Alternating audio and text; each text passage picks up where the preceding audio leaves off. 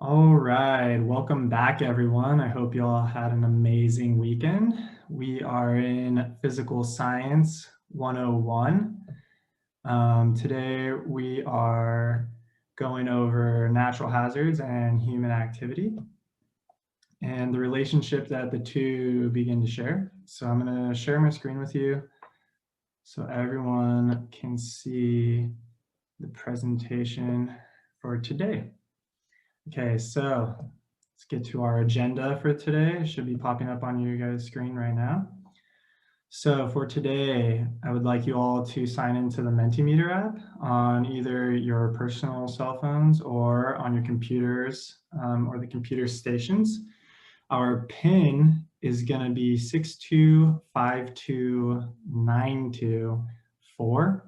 So if you could go ahead and put that into the polling search bar up there, that will link you to our Mentimeter warm-up. While everyone gets that going, I'm going to just go ahead and rifle through the rest of our agenda. Following the Mentimeter warm-up, we're going to have an open discussion, lead into lecture, and then have a group activity following that with some pretty fun videos. We're going to do independent case studies, and then at the end of the day, we're going to finish up with our exit tickets. Okay, so let's go to the Mentimeter app. So I'm going to give you all about 30 seconds to a minute. I want you to answer this question. What do you know about natural hazards? So here is when I would give the students about 30 seconds to a minute to answer. And once they do, I'll prompt the computer to move forward and it will reveal their answers, anonymously up here, which creates a low pressure platform, low risk, so people can share their unobstructed thoughts without fear of any judgment from their peers. Also, a really good gauge for students to see how they stack up with their peers. So some of the answers that we would assume students would say, what do you know about natural hazards? They're deadly, that's good. Damage from the earth, natural, good. Some wildfires, volcanic eruptions, awesome. So you've listed some natural hazards and you've also listed some potential outcomes of natural hazards. We'll move through to the next question. How do they impact humans? Again, I'll give students 30 seconds to a minute to answer. And once again, their answers will appear anonymously. And so we have life-changing injuries. How do they impact humans financially? Overloaded hospitals, mental health. These are all great answers. Let's move forward. Where's the PowerPoint? And go back to our PowerPoint. So that Mentimeter warm-up will lead into our open discussion in which we'll talk about what natural hazards are a little bit more in depth and also the impact they have on humans a little more. Following that discussion, we'll head into lecture. So start the lecture with the standard for today. So for today, our standard is HS High School ESS 3-1, and it is construct an explanation based on evidence for how the availability of natural resources, occurrence of natural hazards, and changes in climate have influenced human activity. So we're going to take that standard and form an essential question for students to keep in the back of their mind throughout the lecture. And for us today, that essential question is, what is the relationship between human activity and natural hazards?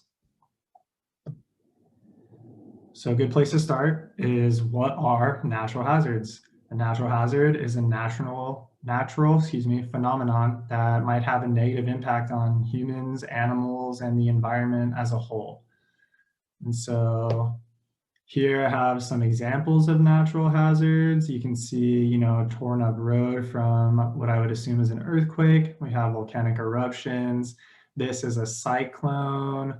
We have a tornado. If we continue, we see that there's many more. We have wildfires, avalanches, tsunamis. These are just a few of the natural hazards that occur around the world. So the next part of our essential question is, what is human activity? So human activity are various actions for recreation, living, or necessity done by people, essentially anything that we do as humans. So why is this relevant? It's relevant because we live in Orange County. In Orange County, we experience wildfires and earthquakes on a daily basis. It's relevant because we can establish precursors and signs for our students to take into account when they're in certain areas. And it's also relevant because these wildfires and earthquakes do have impacts on us locally.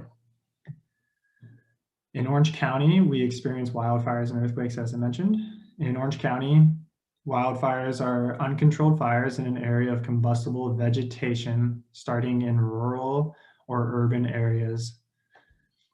In California alone during 2020, there were 52,000 cases of wildfires, and that roughly cost California alone $10 billion this year in damages and costs.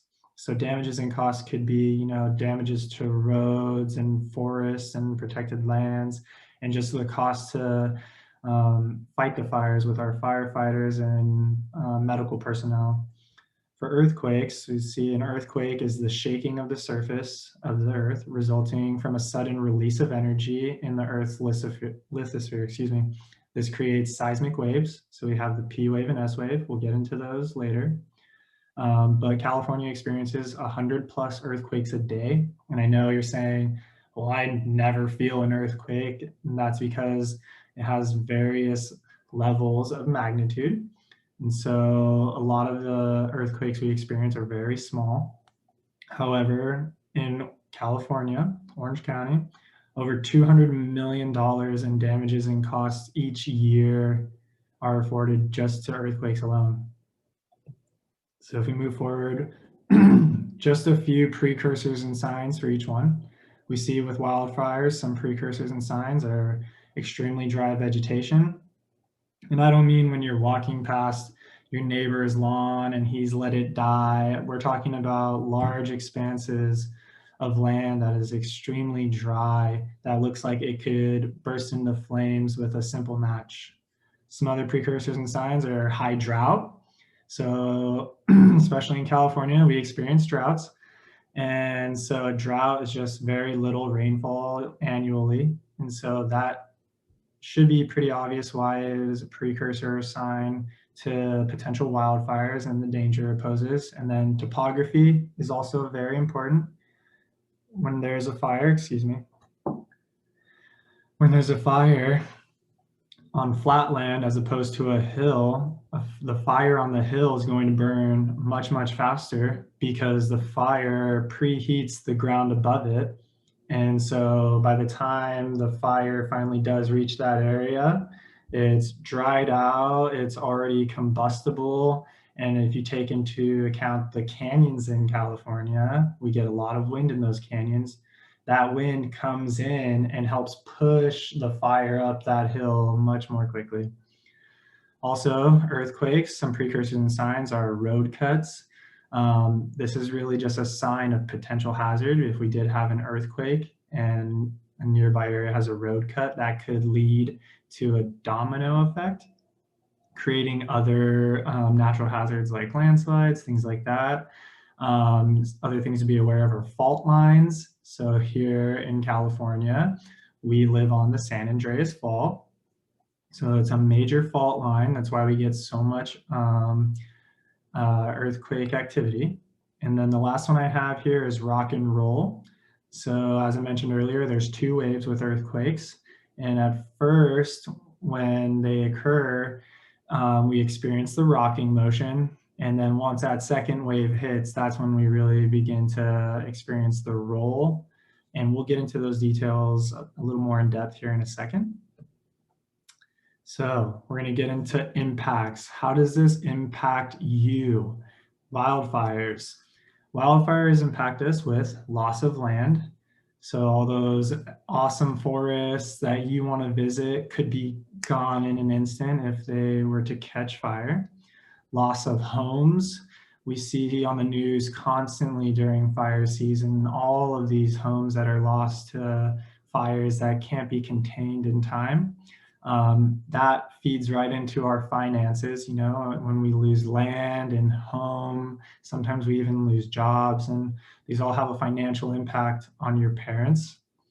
And then lastly, for wildfires, we have ecology. So what I mean by ecology is the entire environment is affected, as well as the animals and plants within that particular environment. So all of these things can be impacted with one wildfire.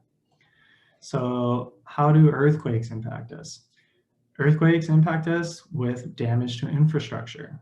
So infrastructure is a fancy word for buildings, roads, transportation systems, things of that nature. Damages in homes, again, that's a similarity with wildfires. Again, our finances are impacted with earthquakes.